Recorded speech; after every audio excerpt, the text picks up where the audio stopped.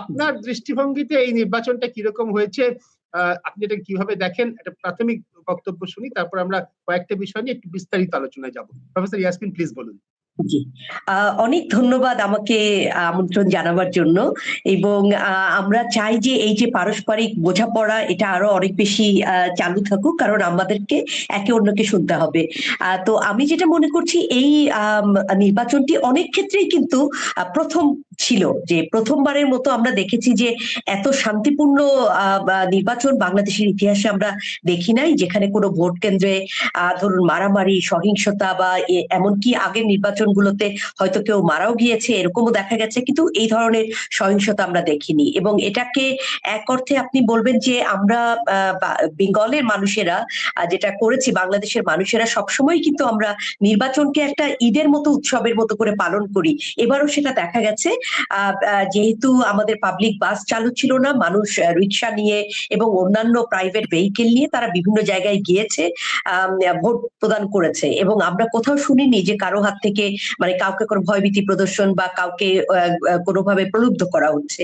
তো ভোটের দিনটি একটি একদমই অন্যরকম ছিল। এবং আরো অনেকভাবে দেখতে গেলে যে এবারই বিএনপি একটা নিরঙ্কুশ সংখ্যাগরিষ্ঠতা পেয়েছে। এবং সেদিকে আপনি যেটা বললেন যে জামাতে ইসলামী হিস্ট্রিতে, বাংলাদেশের হিস্ট্রিতে অনেক বেশি আসন পেয়েছে, এককভাবে এবং জোটবদ্ধ ভাবেও। তো সেটাও একটি প্রথম। তো এরকম বিভিন্ন কারণে আমরা বলছি যে, এবং আমাদের যে প্রায় 59.44% ভোট পড়েছে, সেটাও কিন্তু বাংলাদেশের বিচারে অনেক, যেটা আমি একটু পরে আপনি আবার প্রশ্ন করলে এক্সপ্লেইন করব। কিন্তু আমরা অনেকদিন পরে আমরা একটা উৎসব মুখর পরিবেশে আমরা দেখেছি মানুষ স্বতঃস্ফূর্ত ভাবে ভোট দিতে গিয়েছে। একটা প্রশ্ন এই পর্যায়ে করি সব্যসাচীর কাছে যাওয়ার আগে, সেটা হচ্ছে এই যে নির্বাচনের ফলাফল, এটাকে যারা ভোটে হেরে গিয়েছে তারা সহ সকলে মান্যতা দেবে তো? এবং এটা ছিল আরেকটা প্রথম। এই প্রথমটা আমি বলতে চেয়েছিলাম যে এই প্রথমবারের মতো বিরোধী দল বলে নাই যে আমরা নির্বাচনের ফলাফলকে প্রত্যাখ্যান করছি, যেটা আমাদের 1991 সাল থেকে এবং তার আগে থেকেও বাংলাদেশের রাজনৈতিক সংস্কৃতির একটা অংশ হয়ে গিয়েছিল, যে এটাই বলা যে না, আমরা এই ভোটের ফলাফল গ্রহণ করছি না। কিন্তু এবারই প্রথম দেখা গেছে যে যিনি হেরে গিয়েছেন, দ্বিতীয় নিকটতম প্রার্থী, তিনি বরং আরো ফোন করেছেন, ফোন করে অভিবাদন জানিয়েছেন তার প্রতিদ্বন্দ্বীকে, এবং তারা একসাথে কাজ করবার কথা বলেছেন, যেটা কিন্তু আমরা বাংলাদেশের ইতিহাসে দেখি নাই। সেই কারণে আমি বলবো যে এবং জামাত বলুন এবং বিএনপির পক্ষ থেকেও বলা হয়েছে তারা সবাইকে সাথে নিয়ে কাজ করতে চায়। তো এটা কিন্তু আমরা আর কখনো আগে দেখি নাই। অনেক ধন্যবাদ। এটা গণতন্ত্রের পক্ষে অত্যন্ত গুরুত্বপূর্ণ। আমরা সকলেই জানি যে যারা ভোটে হেরে গেল তারা ভোটের ফলাফলকে গ্রহণ করছে কিনা। এমনকি যারা প্রাচীনতম গণতন্ত্র বলে দাবি করে সে মার্কিন যুক্তরাষ্ট্র পর্যন্ত তো আমরা দেখেছি সাম্প্রতিককালে বিভিন্ন নির্বাচনে ভোটে হারার পর ভোটের ফলাফলকে অস্বীকার করা হচ্ছে, রাস্তায় নেমে আবার ক্ষমতা দখল করার চেষ্টা করা হচ্ছে। এটা খুবই খুবই গুরুত্বপূর্ণ এবং বাংলাদেশের জনগণ নিশ্চয়ই তার জন্য অভিনন্দন প্রাপ্য। অবশ্যই ধন্যবাদ। পরে আসবো। তবুসাচী, সামগ্রিকভাবে এই ভোটটাকে তুমি কিভাবে দেখো, তারপরে কতগুলো নির্দিষ্ট আলোচনা আসবে। প্রথম কথা যেটা প্রফেসর ইয়াসমিন বললেন, আমি সম্পূর্ণ একমত যে সাম্প্রতিক অতীতে বাংলাদেশে এত উৎসাহ উদ্দীপনার সঙ্গে কোনো নির্বাচন সংগঠিত হতে দেখা যায়নি।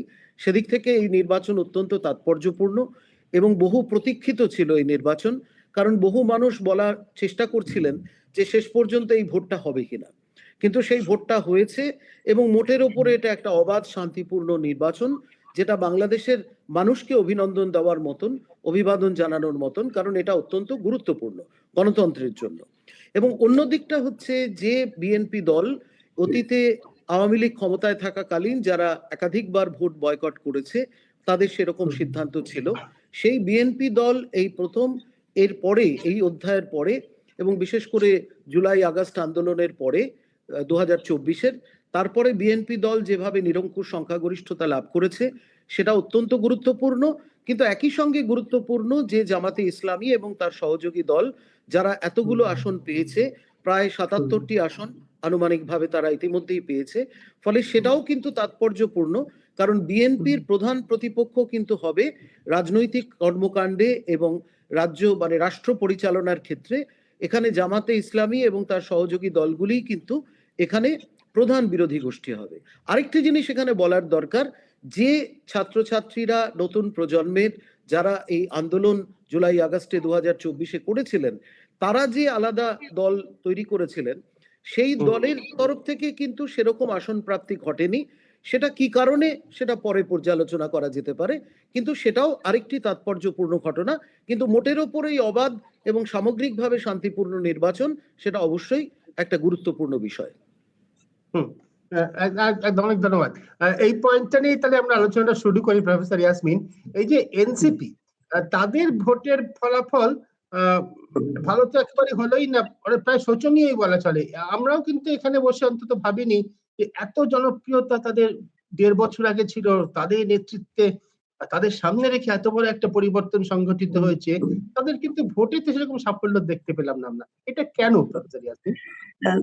দেখুন, এটা অত্যন্ত গুরুত্বপূর্ণ একটা প্রশ্ন, কারণ আমরা অনেকেই হয়তো ভেবেছিল যে, এবং আমি গত কয়েকদিন ধরে রয়টার্স এবং আরো কয়েকটা জায়গা থেকে একই প্রশ্ন পেয়েছি যে জেনজির প্রভাবটা কিরকম থাকবে এই ইলেকশনে।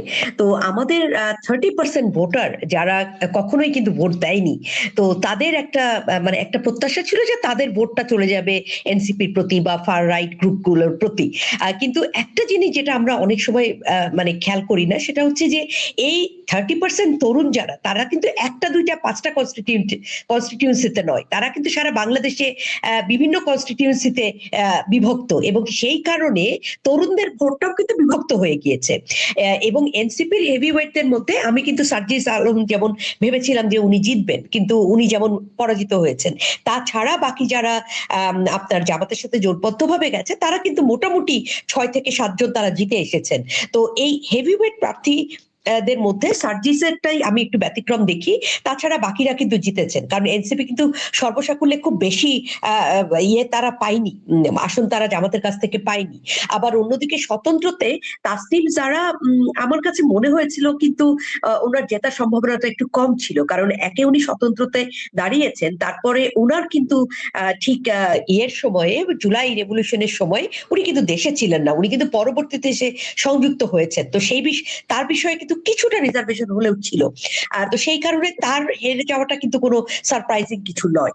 এবং তার কিন্তু বাংলাদেশের নারী সংস্কার কমিশনের উপরে যেরকম ভাবে আঘাত হয়েছে ফার রাইট গ্রুপগুলো নিয়ে, তখন কিন্তু তার আমরা খুব ভোকাল অবস্থান দেখি নাই। তো সেই কারণে আমার কাছে মনে হয়েছে যে এনসিপির হেভিওয়েট প্রার্থী যারা, তারা যেহেতু জিতেছেন, সার্জিস আলমেরটাই আমি একটু ব্যতিক্রম দেখছি। এবং সেখানেও দেখবেন ব্যবধান কিন্তু খুব একটা, ব্যবধান আছে অবশ্যই, কিন্তু খুব বেশি আকারে ব্যবধান নয়। এভাবে করে আমি দেখছি যে এই ভোটগুলো ভাগ হয়ে গিয়েছে বিভিন্ন কনস্টিটিউয়েন্সিতে। আচ্ছা, এই যে এনসিপি কে, এটা একটা ধরুন আরেকটু আগে, অনেক আগে আপনার সঙ্গে আমাদের আলাপ হলে অনেক আগেই প্রশ্ন করতাম, তাদের জামাতের সঙ্গে জোটে যেতে হলো কেন? তারা কি সম্পূর্ণ আলাদা ভোটে লড়তে পারতো না, বা তাতে কি ফল অন্য হতো? এটা নিয়ে হয়তো এখানে অনেক ধরনের আলোচনা আছে। একটা আলোচনা যেটা আমি শুনতে পেয়েছি, অনেকেই বলছেন, যেটা হচ্ছে যে এই ইলেকটোরাল অ্যালায়েন্সটা পিছনে একটা কারণ ছিল যে বাংলাদেশে অতীতে আমরা দেখেছি যখনই কোনো দল অনেক বেশি ভোট পেয়ে যায়, মানে নিরঙ্কুশ সংখ্যাগরিষ্ঠতা অর্জন করে, তখনই কিন্তু তাদের মধ্যে একটু একলা চলো নীতি গড়ে ওঠে। যেমন ধরুন 2008-এ যখন আওয়ামী লীগ এত বেশি আসন পেল, তখন তারা আর কাউকে, মানে ডেমোক্রেসি কিন্তু is not about winning in the election and transfer of power. Democracy হচ্ছে সবাইকে নিয়ে কাজ করা, যে মাইনরিটিরও একটা ভয়েস থাকবে, সেটা আওয়ামী লীগের মধ্যে আমরা দেখিনি।